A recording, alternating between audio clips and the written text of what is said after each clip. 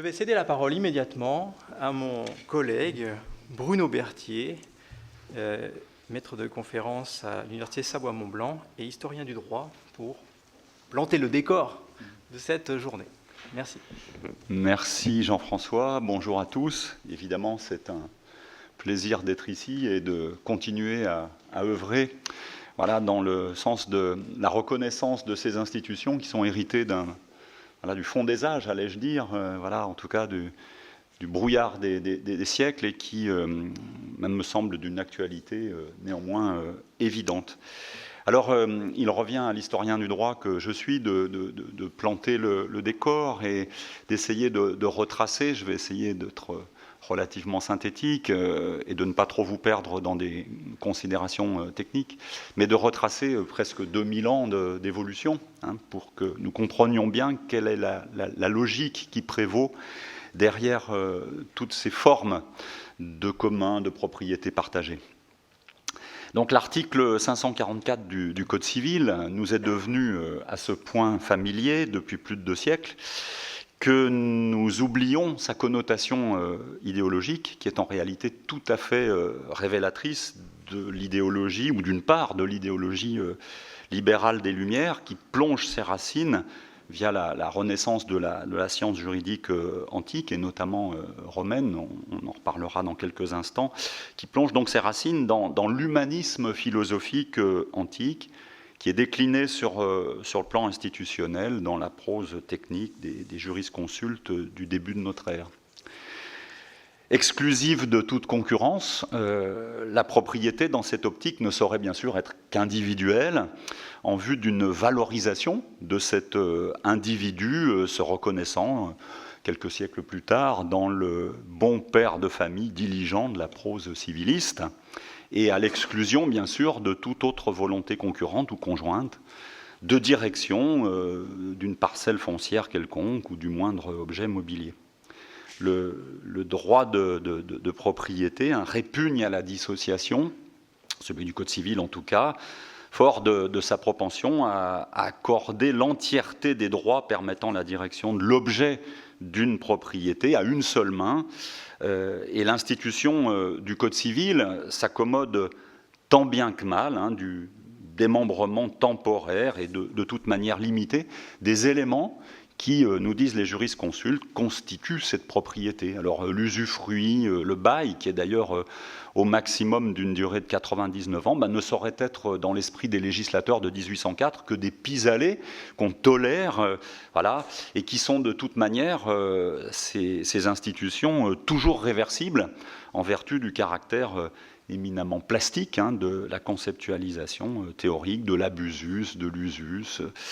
et du fructus, qui sont susceptibles d'être réunis à tout instant et à nouveau ou presque dans les mains du vrai propriétaire, dans le but d'éteindre toutes ces situations transitoires de reconnaissance de 2 volontés en quelque sorte antagonistes sur la chose meuble ou immeuble concernée. Le Code civil a horreur des situations transitoires. Alors pareillement, la possession prétorienne, disent les juristes, en sa qualité d'antichambre de la propriété pleine et entière, qui est une construction tout aussi dénuée d'ingénuité sur le plan conceptuel. Donc cette possession, quoique de manière imparfaite, elle se révèle également très très favorable à la garantie contre une trop facile éviction du possesseur, qui est toujours présumé de bonne foi d'ailleurs dans le Code civil. Alors toutes ces notions, je n'entre pas dans le détail, mais toutes ces notions civilistes qui sont agencées dans leur perfection conceptuelle entre la fin du Moyen-Âge et puis le début des temps modernes, par des légistes, par des canonistes férus de droit romain, enfin de droit byzantin en réalité, d'un droit romain très très tardif. Donc toutes ces notions-là ont été communément intégrées par chacun d'entre nous parce que nous les avons assimilées en guise pratiquement d'aliment culturel, avec le lait du biberon en quelque sorte. Nous sommes des produits de culture. Et ces concepts-là, ils ne représentent pas, loin s'en faut, une panacée universelle de toute éternité. On témoigne, mais vous le savez ici, tous ces mécanismes aujourd'hui qualifiés d'alternatifs d'une propriété au contraire partagée, qui plonge ses racines dans le fond des âges, en ayant réussi le tour de force d'ailleurs de se maintenir, parfois au prix d'un travestissement de la nature originelle de ces institutions, il est vrai, dans les interstices en quelque sorte de l'échafaudage civiliste hérité voilà, des siècles et érigé en système hégémonique dans notre modernité institutionnelle. Alors ce sont des fossiles, mais des fossiles bien vivants. Je ne sais pas si on peut dire qu'un fossile est vivant. Enfin, voilà. Ce sont des fossiles bien vivants d'une conception ancestrale des droits exercés sur toute chose, au premier rang desquels la terre, bien évidemment. Et ces mécanismes-là proviennent voilà, de conceptions vénérables qui sont fondées sur l'utilité de l'usage, d'un usage le plus souvent collectif ou communautaire des biens, donc sur une utilité bien plus nettement que sur la revendication de l'exclusivité de la direction de droit ou de la libre disposition d'une chose. Ce sont des mécanismes, des mécaniques qui néanmoins ont été dépréciés par les juristes des temps modernes, par les juristes contemporains du 19e, du 20e siècle. Ils ont été, ces mécanismes, accusés de tous les maux parce qu'ils faisaient la part belle, justement, à l'entrave de la liberté individuelle et puis de l'intérêt purement privé, même si, voilà, ne nous leurrons pas, la communauté usagère, la communauté villageoise, donc ancestrale, dans le contexte des civilisations rurales traditionnelles, a toujours confiné allez, j'ose le mot, à l'addition des égoïsmes bien plus qu'à l'altruisme béat. Donc fidèle en cela aux mentalités du temps qui étaient étrangères des siècles durant à l'affirmation, voire à la revendication de l'autonomie individuelle vis-à-vis des groupes familiaux, les institutions foncières les plus ancestrales en Europe, comme il semble en être le cas au demeurant, comme il semble en être la norme dans toutes les sociétés premières, en dépit d'une multitude de différences de détails, eh bien ces mécanismes s'avèrent ouvertement favorables à l'emprise du collectif, à l'emprise du groupe, sans égard donc à la somme des individus qui le composent. Et ça, c'est une grande leçon de l'histoire qui est corroborée depuis plus d'un siècle par la plupart des enquêtes ethnologiques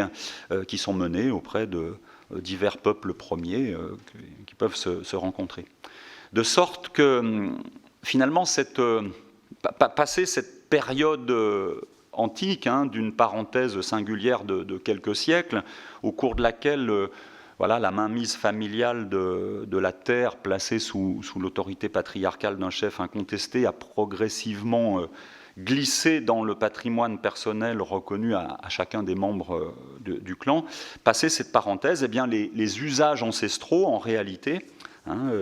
donc sous-jacents, plus que jamais dans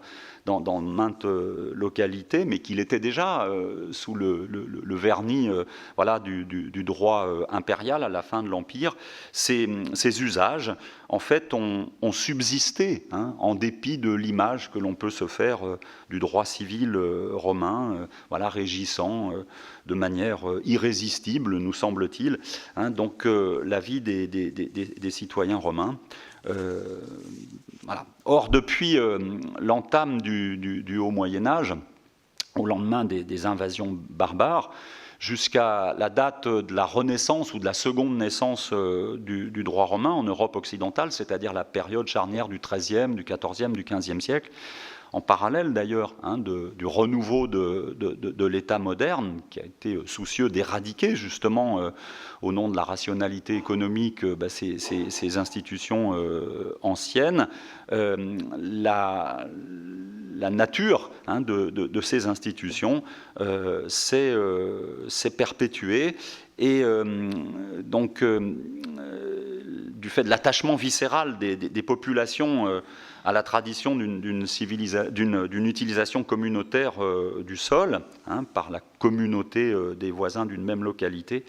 eh bien ces modes d'usage ancestraux se sont perpétués.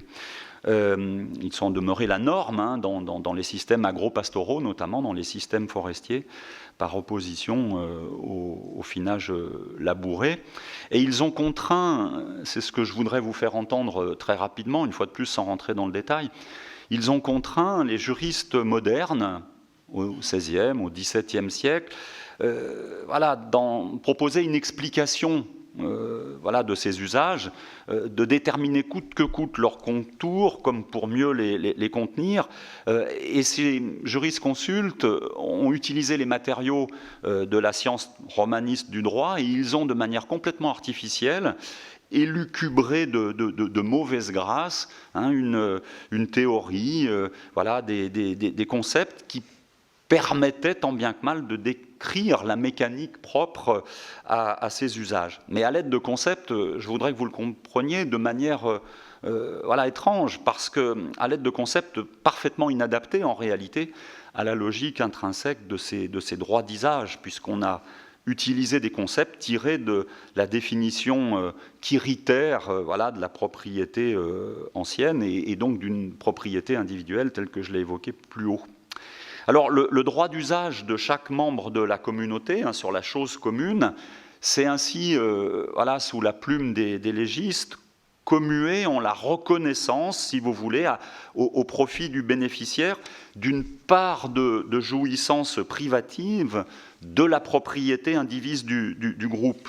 comme s'il y avait eu un déplacement de propriété. Et ces juristes-là font référence à l'institution romaine de l'indivision, qui peine en réalité à rendre compte des modes d'exercice de cet usage, qui en réalité, depuis des siècles, était déjà encadré par une kyrielle de règlements coutumiers qui ont été réunis à cette époque-là sous l'appellation générique de bans ruraux, quand ils étaient peu à peu couchés par écrit, sous la pression des autorités de l'Europe moderne. L'usage dont il est question, qui est explicité par les juristes en vertu de concepts romains, il est totalement étranger à la logique d'une propriété civiliste, c'est-à-dire d'une revendication exclusive du sol. Vous le savez très bien, puisque sur un même fond, sur une même parcelle, peuvent se superposer dans les mêmes confins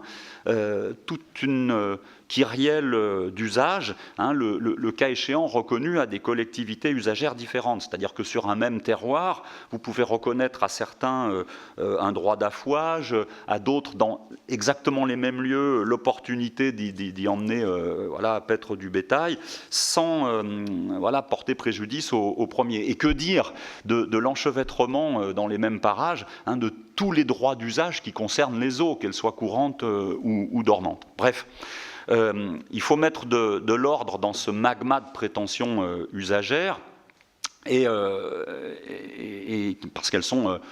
il faut l'admettre, à l'origine de lancinants conflits entre les communautés, et de l'avis des feudistes, qui sont des spécialistes du droit de fief, qui sont chargés d'en dresser la liste pour le compte des seigneurs fonciers, puisque les droits spécifiques reconnus par les seigneurs à leur tenancier contre le versement de redevances variées viennent obscurcir encore le système depuis le Xe siècle et l'avènement de la féodalité. Donc ces feudistes essayent d'en dresser la cartographie de ces droits d'usage pour obtenir des redevances de la part des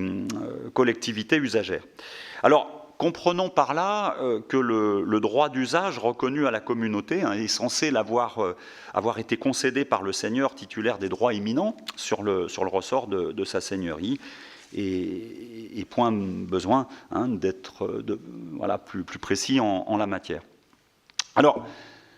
par l'astucieux tour de passe-passe juridique qui est encouragé par l'autorité princière, les usagers qui étaient jusqu'alors titulaires d'un droit d'usage collectif de la terre ou de la force motrice, voire du flot d'arrosage du cours d'eau, ne deviennent finalement que les ayants droit indivis d'une personne morale, au sens du droit romain, qui est devenu, dans la plupart des cas, le propriétaire exclusif des fonds concernés. C'est comme s'il y avait une dépossession personnelle de l'usager au profit de la personne morale. Entre être le propriétaire, j'emploie là par défaut des concepts civilistes, et n'être que l'ayant droit du propriétaire, il y a une différence fondamentale. Donc, cette personne morale, elle se perpétue dans le champ du droit privé jusqu'à nos jours, sous les traits d'une pure association foncière, où bien plus souvent, elle rejoint le le domaine privé de personnes morales qui sont consacrées à la fin du Moyen-Âge, au début des temps modernes, au rang de communes, au sens de la législation française actuelle, c'est-à-dire de personnes morales de droit public, hein, puisque l'autorité étatique est désireuse de carrer son pré, en quelque sorte, hein, et de quadriller le royaume voilà, de manière administrative. Et on va utiliser, donc, pour donner naissance à la personnalité morale de la commune sur un territoire, eh bien, la circonscription préexistante de la paroisse ecclésiastique. On peut parler ainsi d'une municipalisation des communs villageois qui est constitutive donc de cette forme de dépossession insidieuse des usagers originels et qui se révèle, ce tour de passe-passe, hein, à la source de la constitution finalement de nos communaux actuels, tandis que subsistent en marge de la reconnaissance de ces personnes morales publiques ou privées des droits d'usage, qu'ils soient d'ailleurs exercés collectivement ou universi, comme disaient les juristes du temps, ou individuellement, hein, ou de singuli, par de simples particuliers, sur les fonds d'autrui. Et on va là donc pousser très très loin le tour de passe-passe juridique, parce que dans ce cas-là, on va assimiler donc ces droits d'usage exercés sur le fonds d'autrui, collectivement ou individuellement, à des servitudes usagères,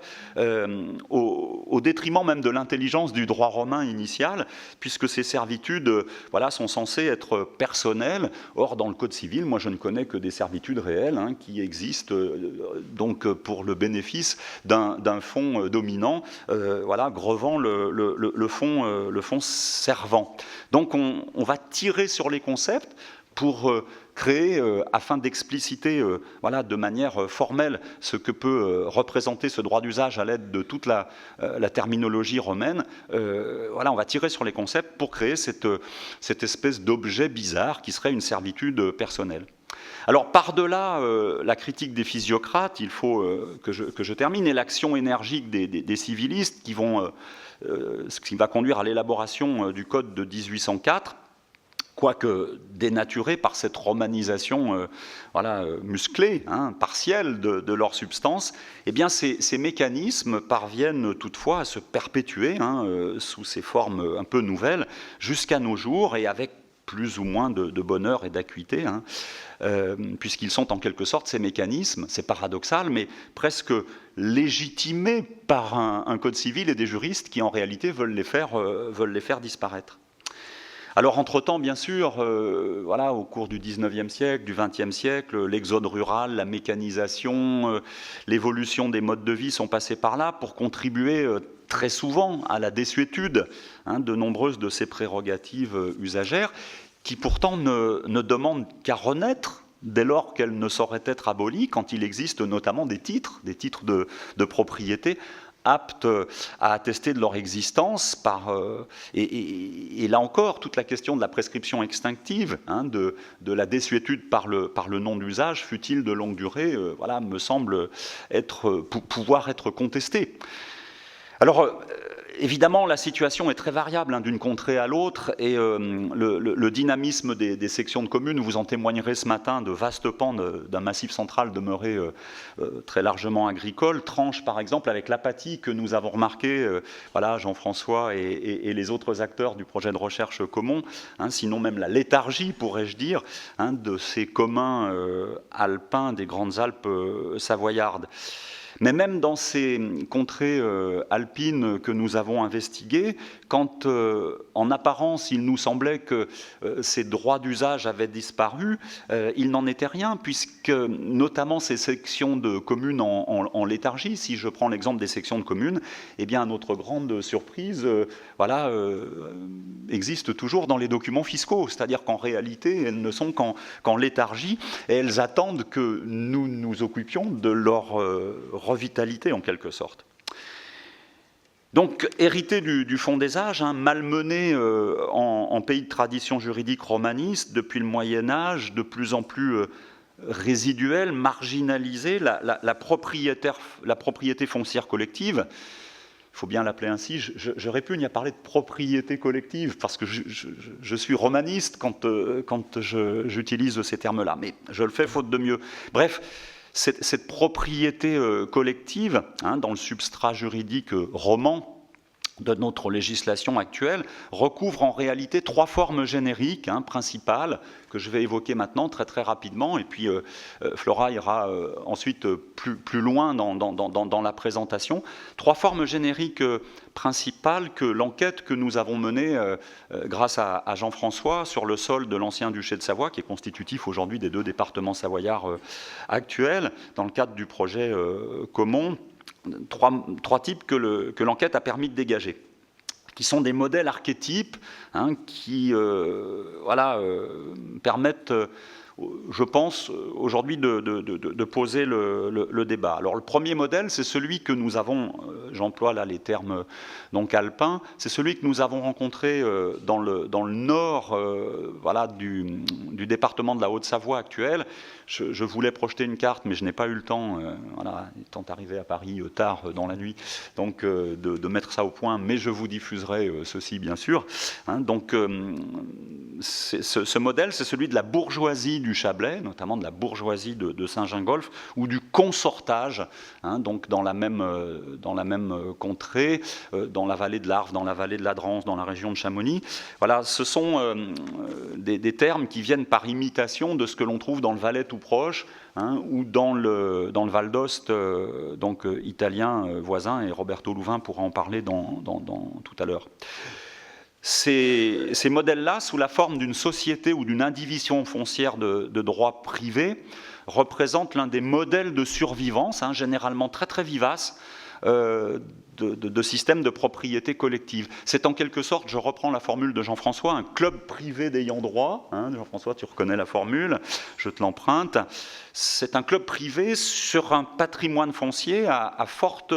valeur identitaire, à forte valeur économique aussi. Hein, ce club entretient en son sein donc de forts liens d'appartenance et génère pour ses membres le sentiment vraiment réel aujourd'hui encore de participer à une œuvre collective qui est d'autant plus valorisante qu'elle se montre dérogatoire au droit commun. Sur le sol du Chablais, nos amis bourgeois là, sont très très contents d'être en marge des lois de la République. Hein,